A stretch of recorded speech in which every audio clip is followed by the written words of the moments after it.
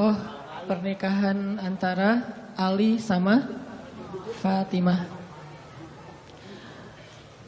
Judul kajian kita malam ini, orang-orang yang dibela sama Allah. Kisah orang-orang yang dibela sama Allah. Dan kita pengen belajar gimana caranya kita bisa jadi salah satu di antara orang itu. Yang kalau kita lagi punya masalah sama teman, dibela. Yang kalau kita ditolak, Allah yang membela. Bentuk pembelaan Allah, tiba-tiba Allah membolak-balikan hati orang itu.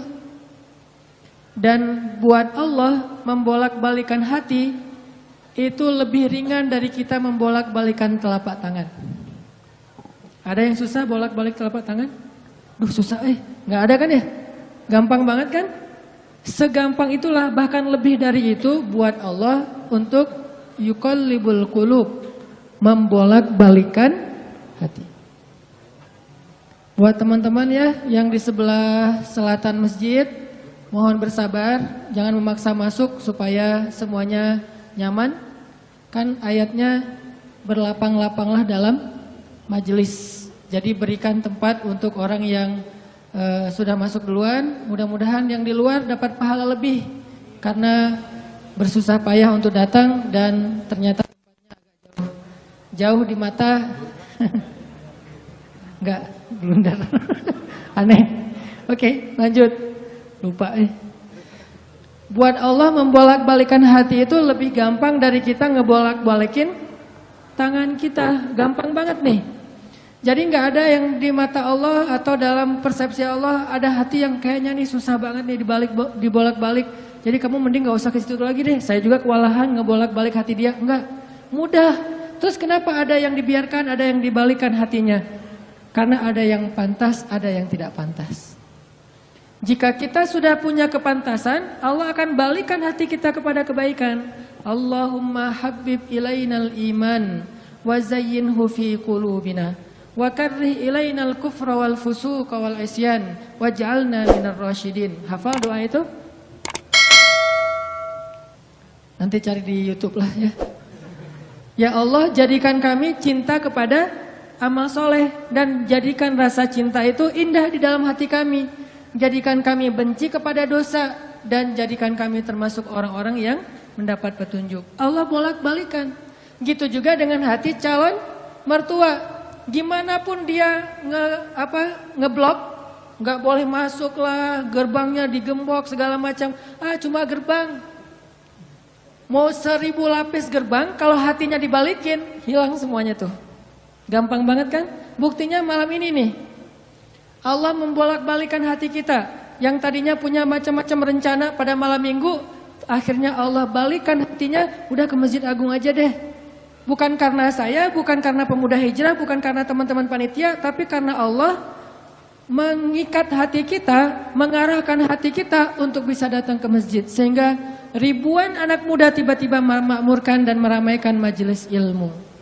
Kalau di ribuan orang aja bisa Allah bolak-balikan hatinya, apalagi cuma satu orang. Ya, ada berapa ribu sekarang? 15.000? Lebih nih Masjid Agung ini daya tampungnya berapa? 10.000 ya? Sampai keluar. Berarti sekitar 20.000. Ini benar-benar sesuai dengan yang dulu banget saya harapin 2 tahun yang lalu bisa ngalahin Tomorrowland. Minimal DWP lah ya. Bisa ngalahin DWP atau kalau bisa Tomorrowland.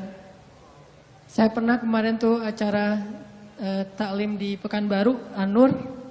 Yang datang sekitar 25.000 anak muda di depan masjid penuh. Malam yang sama ada acara juga di mall, tapi acaranya sepi. Yang taklimnya ramai. Masya Allah. Habis itu baru ke mall. Tetap aja sama-sama ramai.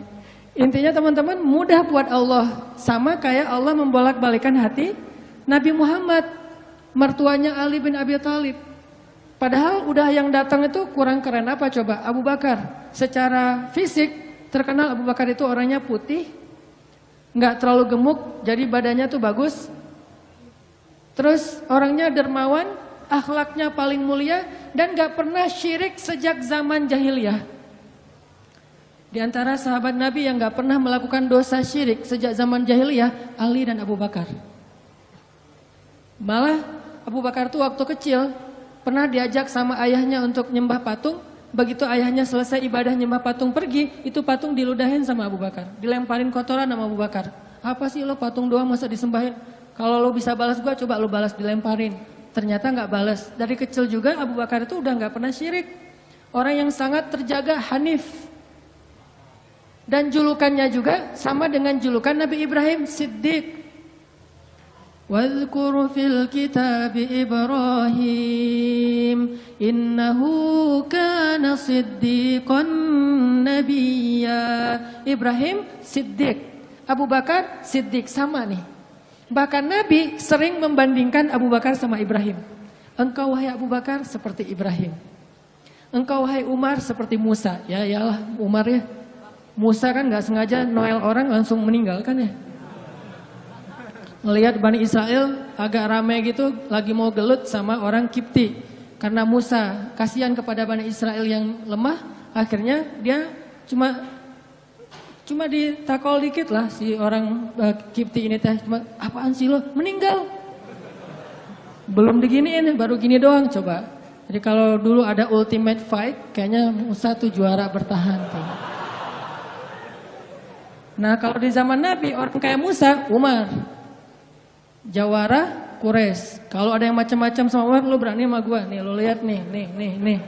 Nggak ada yang berani sama Umar. Kalau lo pengen istri lo jadi janda, anak lo jadi yatim, lo tunggu gue di belakang gedung itu. Gedung, bukit. Nggak ada gedung dulu teh. Nggak ada yang berani nungguin Umar. Lancar aja tuh hijrahnya. Artinya Abu Bakar tuh sering dibandingkan kayak Ibrahim. Terus dengan Nabi akrab banget tuh Abu Bakar. Jadi kayak soulmate-an berdua tuh. Belum dapat risalah Islam juga, Nabi itu kalau jalan sama Abu Bakar jalan yuk kemana? Ngopi, kalau bahasa kita teh. Ngopi sama Abu Bakar berdua. Dari zaman sebelum Islam juga Nabi itu dalam tanda petik udah sering ngopinya sama Abu Bakar. Coba enak gak nolak teman ngopi kita? Agak susah kan dia ngajak kemana? Gak enak kan nolaknya, ya udah gue datang gitu. Ali ngerasa wah nih yang datang nih saingan berat nih. Pernah bersaing dengan orang kayak gini? Pernah, cuman sering kalah. Gak ada saingan juga masih ditolak ya, apalagi ada saingan. Nah itu mah saya banget, bukan teman-teman. Udah biasa ditolak, pada akhirnya diterima juga. Karena saya gak mau menyerah. Datang Abu Bakar, mau ngelamar Fatimah. Ali pas tahu berita itu, ya udahlah berarti pupus harapan. Hashtagnya berhenti aja. Udah gak bisa ngapa-ngapain. Tidak lama kemudian setelah Abu Bakar lama di rumah Nabi terus pulang, Ali merhatiin wajah Abu Bakar nih, wajah diterima atau wajah ditolak nih. Ternyata dapat kabar Abu Bakar ditolak sama Nabi. Yes, kata Ali. Abu Bakar ditolak sama Nabi. Cuman sisi lain, Ali makin gak pede. Kalau Abu Bakar aja ditolak, siapa saya? Bahkan lebih ditolak lagi. Jangan-jangan belum sampai di pintu juga, udah Ali pulang aja deh. Abu Bakar aja ditolak. Yang kurang apa coba? Akhlak luar biasa, agama terbaik. Bahkan umat Islam paling baik imannya tuh. Dan amal solehnya Abu Bakar. Gak ada tandingan lah. Mau ngelihat surganya di akhirat. Orang kaya di dunia dan kaya di akhirat tuh Abu Bakar tuh. Ada orang yang di dunia miskin, di akhirat kaya. Di akhirat miskin, di dunia kaya. Kalau Abu Bakar, dunia akhirat kaya. Surganya Abu Bakar tuh dikelilingin sama Jibril. Jadi Jibril lagi pengen ngukur surganya Abu Bakar. Terbang setahun. Udah setahun terbang, itu baru di pinggirnya surga Abu Bakar. Belum sampai ke tengah. Padahal Jibril itu kecepatannya lebih tinggi daripada kecepatan cahaya. Bayangin, udah setahun perjalanan cahaya baru di pinggir surganya Abu Bakar. Belum juga masuk, belum sampai ke alun-alunnya surga Abu Bakar. Baru juga perbatasan coba. Kurang apa Abu Bakar? Ditolak sama Nabi. Duh, makin gak pede, kata Ali. Cuma gak pakai, bukan orang Sunda soalnya. Gak lama kemudian datang lagi. Cowok keren, jawara Mekah, Umar datang. Assalamualaikum. Suaranya agak-agak gitulah. Walaupun susah nirunya, cempreng soalnya. Assalamualaikum, waalaikumsalam, kata Nabi datang. Pas diintip sama Ali, tanya-tanya ke teman-temannya, ada berita apa nih, trending topik. Ternyata trending topik di Twitter, Umar melamar Fatimah. Wah, rame lagi viral di mana-mana. Makin, aduh saingannya berat-berat gini, nggak ada yang di bawah saya gitu yang datang, biar saya agak-agak pede gitu. Ternyata Umar pulang juga ditolak lagi sama Nabi. Ali, yes, tapi tuh gimana ya kalau Umar aja ditolak, yang paling kuat bisa menjaga Fatimah banget kan? Kalau ada apa-apa Fatimah tenang aja, ada gua. Naik motor berdua sama Umar gitu kan, kalau zaman kita mah ya. Sengaja nggak bawa jas hujan. Kalau udah hujan buka baju kasih ke ceweknya, nggak pakai baju memotoran. Cowok banget lah itu mah ya. Pulang-pulang sampai ke rumah minum antangin. Umar tuh jawarannya. Nabi kan pasti tenang banget ngasih anak ke orang kayak Umar. Keluar dia singa, di dalam dia kucing Anggora. Maksudnya apa? Dia tuh nggak pernah kasar sama istrinya, walaupun dia keras kepada musuhnya. Kalau dimarahin istrinya, diem aja. Udah selesai dimarahin, udah mah, udah. Ya udah pergi nyari teman. Ah mau curhat habis dimarahin istri, pergi ke rumah Nabi. Pas di depan rumah Nabi kedengaran dari dalam Nabi juga lagi dimarahin istrinya. Nabi juga diem aja. Ini teladan orang-orang soleh. Jadi yang keren tuh bukan yang gampang marahin istri, tapi yang gampang dimarahin istri. Setuju yang di atas? Cowok keren itu bukan yang gampang marahin istri, tapi yang gampang dimarahin istri. Bah, ya mah. Di dalam rumah tuh, ya mah. Di luar, apa lo? Tuh cowok keren tuh. Pas Nabi keluar, ada Umar. Ya Rasulullah, Umar gak mau ngebahas, gak mau komen lah. Daripada komentar di blog kan. Diam aja deh. Gitu. Udah selesai jalan sama Umar. Umar nanya, ya Rasul saya tadi habis dimarahin istri. Mau ngajak Rasul ngopi, curhat. Nabi juga lagi dimarahin. Kata Nabi, bagaimanapun dialah yang mengurus rumah.